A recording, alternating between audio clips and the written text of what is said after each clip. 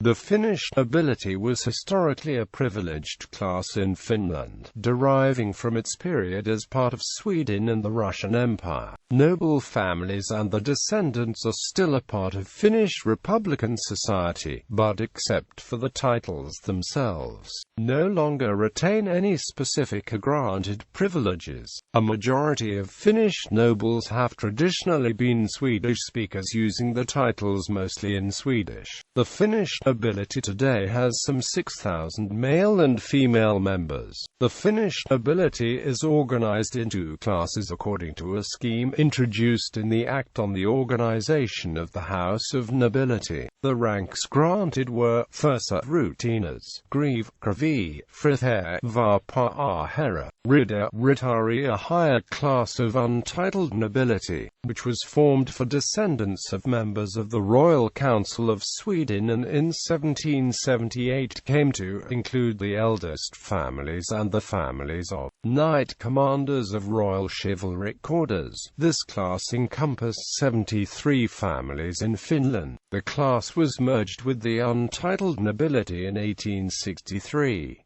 Herra, untitled nobility.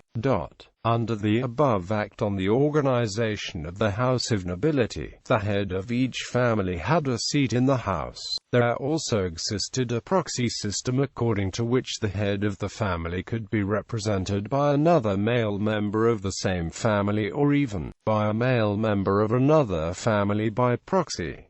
Finnish dukes after the Middle Ages were always princes of the reigning family, and counted as such. Following elevation into nobility by the monarch, the key concept was that of introduction to one's peers at the House of Nobility, which was a chamber in the Diet of Finland, the then parliament, and in the Riksdag of the Estates of Sweden, to which Finland belonged until 1809.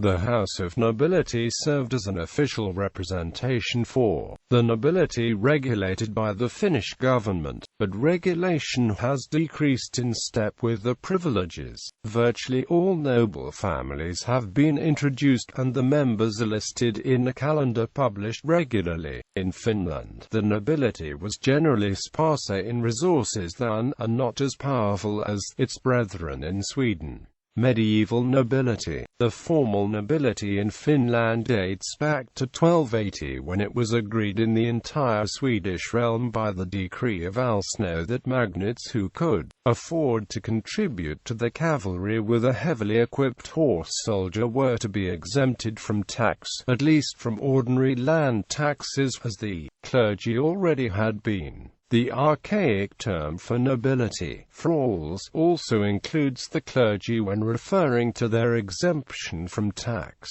The background was that the outmoded system of a lethang fleet and a king on constant travels in the realm was in need of replacement. The crown's court and castles were now to be financed through taxes on land.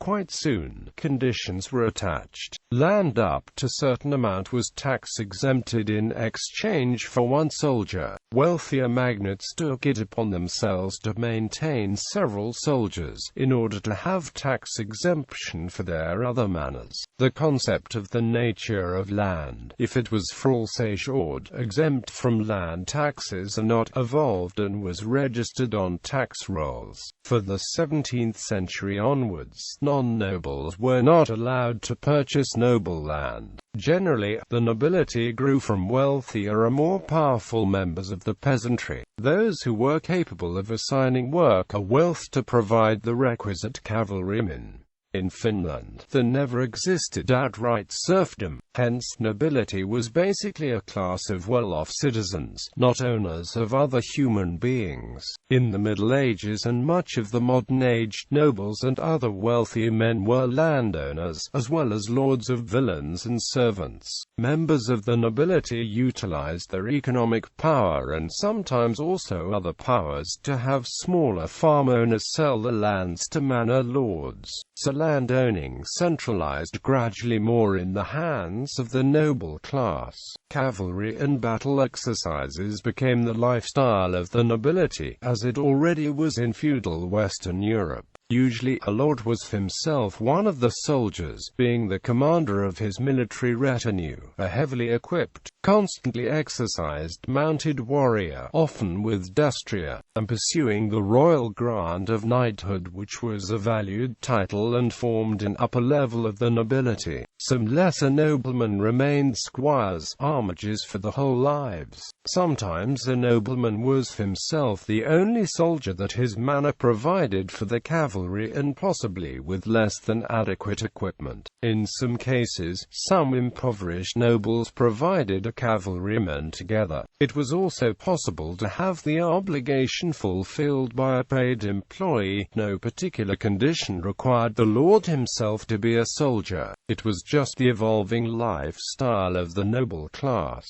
Soon it was also agreed that the king should govern the Swedish realm in cooperation with a privy council where the bishops and the most distinguished magnates participated. When troublesome decisions were necessary, all of the thralls were summoned to diets. Finland sometimes had its own assemblies for the nobility, provincial diet, convened by royal order. The Finnish nobility had no hereditary fiefs except for a brief period in the early modern era. If they were appointed to a crown castle, their heirs couldn't claim the civil or military authority as inheritance. The lands of the magnates, who were the medieval nobility, were their own allodial properties, and not on lease from a feudal king. If by their own means they built a castle, and financed troops, then the castle was theirs, but the troops, of course, were additionally expected to serve as a part of the realm's army. For extended periods the medieval commanders of Vyborg Castle, on the border with Republic of Novgorod, did in practice function as margraves,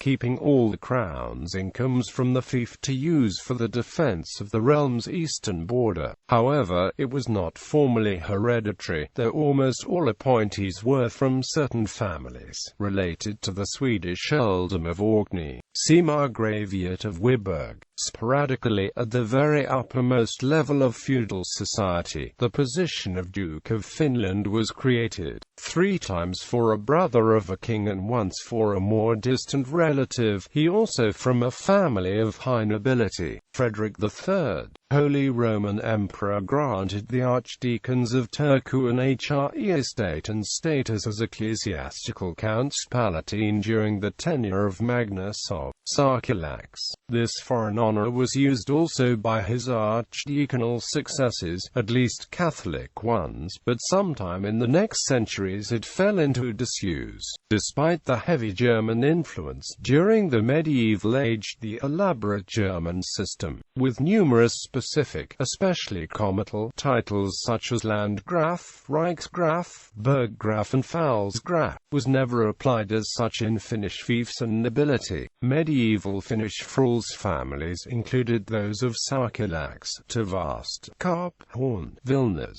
Kirkovlauko, Lipa, Think, Dova, Harviala, Sidantmar, Karpalainen, Bolja, Haistisko, Jägerhorn, AF Spurila, Pora, Gestaby and Savlax, as well as foreign-originated but establishedly Finlandic Danski, Fleming, Frill, Bits and Dine. The previous basis of entrance to the thralls was mostly demolished by Gustav I of Sweden in 1536 when he, among his rearrangements of the military, made a new organization of the cavalry, practically continuing the old system of a large farm maintaining a cavalryman. He created a new name for these, Rustall, and greatly enlarged the number. A Rustall, generally speaking a plain manor, was to support a horseman, his horse and equipment, in exchange for tax exemption. This no longer carried a noble status with it, and the cavalryman was not required to permanently be in the king's garrisons, but was summoned to service only for wartime, being allowed to remain in the farm in peacetime off-duty. This organization did not change in essence when in 1682 Charles XI of Sweden introduced the new Swedish allotment system, where Rustalls continued as its cavalry element. People thus class lost in 1536 the original entranceway to the Frals, which continued to enjoy its privileges, continuing to provide cavalrymen on behalf of their allodial manors, and becoming a much more closed class. Swedish nobility in Finland. On one hand Finland, and on the other the Sweden proper, west of the Gulf of Bothnia, had approximately equal number of nobles. This was a medieval legacy and lasted the whole 16th century. According to research, the number of adult-aged male nobles, in average, was around 300 to 400 in Sweden proper and around 250 to 350 in Finland. However, the social level differed drastically. A minority of all nobility belonged to an informal circle of high nobility, measured by wealth, high councilorships held by the family, and impressive medieval ancestors. Low nobility was a larger group, clearly lower in terms of wealth, position, and respect from social, economic, and political regard. Generally, the members made cavalry service on behalf of one farm, or just a few in maximum. There was only a fraction of tax-exempted noble land in Finland compared with its proportion in the Sweden proper. The Swedish manors were much concentrated in hands of families of high nobility. In Finland, as the contrary case, the nobility was generally called soldier nobility, and the vast majority of Finnish noble families had only one or at most a few of manors, and mostly were regarded as lower nobility. However, the situation of the 16th century favored soldiers, because the kingdom was in almost constant external warfare and kings trusted the military officers much more than other nobles. Also, when building administrative machineries, soldier nobility gained even some improvements to the position and wealth, whereas in general the noble class and its privileges were decreasing in importance during the harsh early Vasa kings. Soldier nobles from Finland benefited from this development. Already in the late Middle Ages, some distinction had been occasionally made between on one hand ralsi, tax exemption, and on the other hand a proper ennoblement. It was part of the custom that only kings were entitled to dubbed knights and a noble, while in addition several other authorities, including at least important castellans of big castle fiefs, were able to grant tax exemption to landholdings and useful local gentrymen. Only the increasing precision of the Vasa kings brought implications of these differences affront in 16th century and particularly then in 17th century when the House of Nobility had been established, while a number of not ennobled families with ralsi rights were ultimately allowed to enroll to the house. Also a vast number of ralsi families were not accepted. One of latter groups was the Squires of the Carlotti. At the time of late Middle Ages, Latin was still the language of instruction from the secondary school upwards and in use among the educated class and priests. As Finland was part of Sweden for 500 years, Swedish was the language of the nobility, administration and education. Hence the two highest estates of the realm, i.e. nobles and priests, had Swedish as the language of the gentry. In the two minor estates, burghers and peasants, Swedish also held sway, but in a more varying degree depending on regional differences. In the entire 16th century, only a moderate number of ennoblements actually took place. The size of the Finnish and the Swedish nobility did not increase by much. Nobility in general was yet formed of so-called old nobility. Already Gustav I of Sweden appointed exceptionally many Finnish nobles as high councillors of the realm, partly because of trust and loyalty, partly because almost all adult male Swedish high nobles had been efficiently axed just a few years earlier by Christian II and thus were not available for appointments. At the coronation of King Eric XIV in 1561, some nobility became hereditary, when the hereditary higher titles of Greve and Freiherr were created, and Lord Klas Kristersson, 1st Baron of Ammon, and the designated baronial estates were in Finland. In Eric's reign, those titles were intended to be inherited in an English and French manner, eldest heir succeeding. Eric's successor, King John III of Sweden, however, changed the rules into more German and Polish model, allowing all male line members of a comital or a baronial family to have the same title, although the senior member was the head of the house, and held the actual county of the baronial estate. John III also recognized all nobility as formally hereditary when he decreed that a noble not capable of maintaining a cavalryman lost neither the tax exemption of the nobility nor the rank. The Swedish House of Nobility was organized in 1626. For a list of Lord Marshals of the nobility, see Fi. Mamarsalka. Rigid, formal ranks were established, in place of a fluctuating network of relationships and a somewhat open entry. The requisite ground for introduction to the rolls of nobility was either birth into an ancient noble family, or ennoblement by the king. A great interest in genealogy ensued. The feudal system of maintaining a cavalry soldier as the requisite of nobility vanished gradually at the same time in the 16th century, when nobility became an established and restricted class and now officially hereditary, not allowing, for example, marriages with commoners with a loss of nobility of children. Thralls grew gradually more restricted as a class, and also economically less feasible to be granted just for one cavalryman. In the 16th century, Finland had a relatively high number of recognized noble families, whereas in Sweden proper, the proportionally much rarer nobility often was at the level of high nobility as Fleming and Wadensköna. Only a few Finnish families can be seen as recognized high nobles.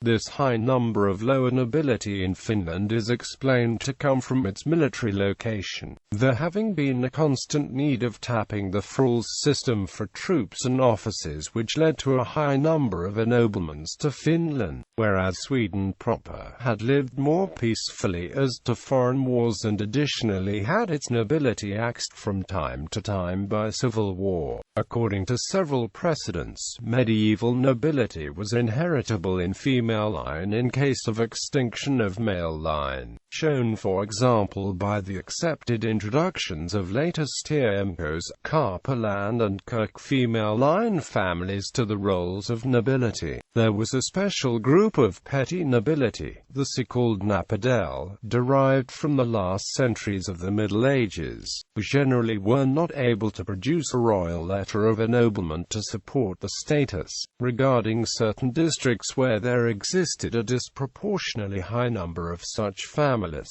their introduction to the House of Nobility was often denied. However, in most cases, such petty noble families were ultimately registered as nobles. Thus, quite many families confirmed in the nobility in the 17th century were presumably actually without any original royal ennoblement, but only became thralls by decisions of past royal bailiffs of castles and such. Nobility's marriages became restricted. Generally, only a noblewoman was eligible for valid marriage of a nobleman in order to transmit the noble status to children, because before 17th century mass ennoblements, the number of nobles was actually only in hundreds. Daughters of lower nobility became more often brides for wealthy Swedish noble families and even for magnate families. This was one of reasons why many Swedish families family of high nobility got also one or more Finnish foremothers.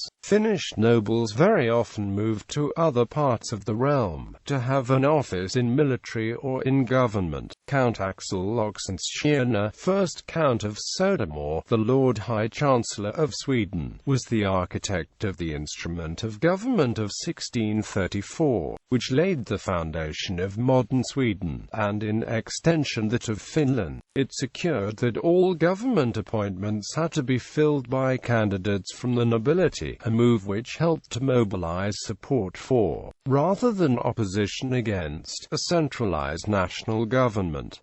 This helped a lot of low nobility Finns to a more or less lucrative career. Due to the many wars, the crown needed a means to reward officers, and since cash was not plentiful, ennoblement and grants of land and other fiefs were used instead. During the 17th century, the number of noble families grew by a factor of 5, an immense new influx being generated by royal ennoblements of hitherto commoners. In a few decades in midst of 17th century, the nobility's share of Swedish land rose from 16% to over 60%, which led to considerably lower tax incomes.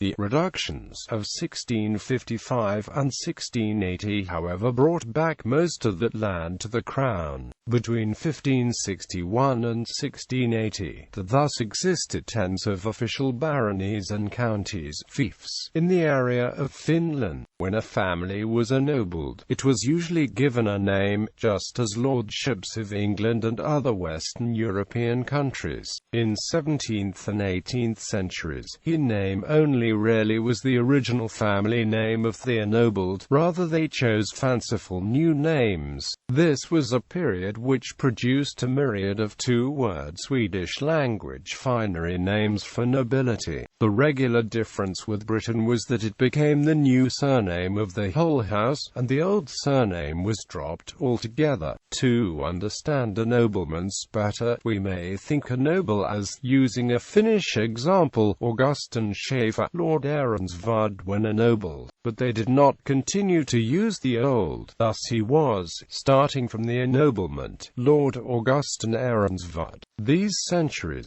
particularly the centralization of government in the 17th century, saw a gradual mass exodus of Finnish nobility. Almost all families of high nobility and a good portion of more capable others, from Finland to the capital of Sweden and Manastirand. On the other hand, branches of other noble families settled in Finland, mostly due to an office gained by the newcomer nobleman. These were generally of poorer families or branches, because most noblemen pursued towards positions in Stockholm, and the most resourceful generally did not fail. As a result, when Russia conquered Finland, no particularly powerful class of nobility still inhabited it. They were generally just modestly propertied families with traditions for serving in the military and or administration at regular levels, and to create careers starting from junior positions. This was enormously helpful for emperors to create a functioning administrative machinery, and to have a loyal country. There simply were no powerful magnates to foment feudal rebellion or to disrupt the building of a bureaucratic state by their important privileges. Nobility in Russian eras.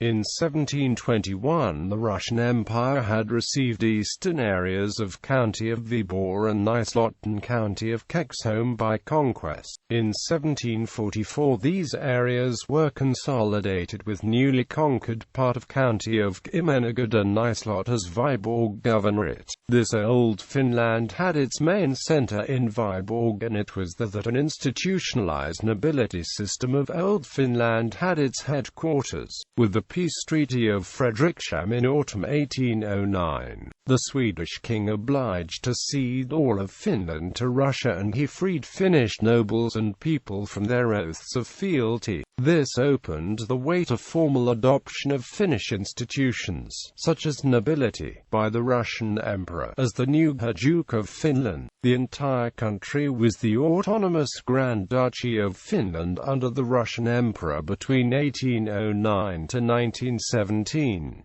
The Viborg House of Nobility was amalgamated to the Grand Duchy's institution. Finland established its own noble estate of the Finnish Diet, starting with the Diet in Porvoo 1809. The noble class was formally established as a house in 1818, and it raised a palace in 1862 to house its meetings, the Finnish House of Nobility. The inherited ranks continued in accordance with the Swedish model. The House of Nobility, the first estate, served as an official representation for the nobility, and as the highest one of the four estates of the Diet. Heads of the noble houses were hereditary members of these assembly of nobles, but any nobleman fulfilling the representation criteria could represent his family if the head elected not to appear. Also, a system of proxies existed, meaning that the head could empower any Finnish nobleman to represent the family. The proxies were in practice widely used. The emperors of Russia found Finnish nobility a nicely cooperative group of useful people in general, and entrusted much of the administration to locals. This was one of reasons why the autonomy of the country was so well established. As early as the 18th century, during the Swedish rule, a class of mostly bureaucrats, outside of the division between the four estates, was generated. Towards the late 19th century, restrictions over the noble land were lifted, as were marriage restrictions. Privileges were also decreased, or fell into disuse, or some of them became more or less meaningless, along with other methods of taxation emerging. Exemption from regular land tax became less significant. Capable and educated commoners were also recruited for careers as civil servants. The Grand Duchy never had a powerful nobility, nor was it able to fill all positions with noblemen. A number of big landholdings were in the possession of certain noble families. Quite often, these were decreed as fideikommisses. Those nobles who possessed farmlands did not work in them, but usually maintained a manorial lifestyle. Paid servants and farmhands, bigger or smaller, as well as villeins, crofters, rent farmers and tenants in lease, did the agricultural work, sometimes paying the rents by performing work, sometimes in products, and rarely in cash. Serfdom, however, never existed in Finland. However, there were also impoverished noble families and poor members of the otherwise fluent nobility. The main societal function of the nobility in those days was to provide military officers and civil servants for the Grand Ducal state. Competition for administrative, judicial and military positions was the prevalent life of the Finnish nobility, and for the most part also the main source of income. Newer noblemen were granted mostly on the basis of government career. The families which have been introduced to the Finnish House of Nobility, the country's own estate of nobility, are listed on the House of Nobility website. Some families representing Finnish officers ennobled for the military merits by the Grand Duchy of Finland were not introduced, and are thus missing from that list. Privileges. Up to the 19th century, there existed feudally based privileges in land owning, being connected to nobility-related lordships and to allodial land. Fiefs were common in late medieval and early modern eras. The 1906 adoption of the unicameral legislature in the parliament removed the political status of the so-called First Estate of Finland. The noble ranks were possible to grant in Finland until 1917.